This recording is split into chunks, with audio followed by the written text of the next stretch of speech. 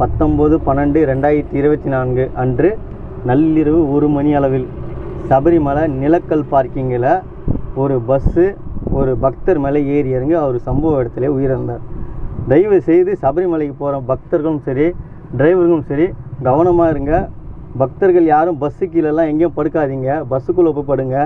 டிரைவருங்க வண்டி எடுக்கிறதுக்கு முன்னாடி எல்லா பக்கமும் சுற்றி பாருங்கள், பக்தர் யாராச்சும் படுத்து நிற்கிறாங்களான்ட்டு. அது ரொம்ப ஆபத்தாக போயிடும். அதனால் தயவுசெய்து எல்லோரும் கொஞ்சம் கவனமாக இருங்க, ஓகேங்களா?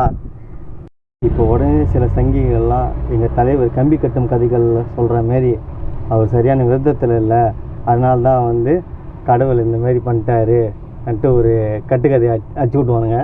அதெல்லாம் எதுவும் கிடையாது. 2 பேரும் கவனம் இல்லாமல் போனதால் தான் இந்த நடந்தது. அதனால் தயவுசெய்து போயிட்டு வர பக்தர்கள்லாம் தயவுசெய்து நல்லபடியாக போயிட்டு நல்லபடியாக வாங்க. இந்த வீடியோவை நிறைய பேர் ஷேர் பண்ணுங்கள், எல்லோரும் பார்த்து தெரிஞ்சுக்கிட்டோம்.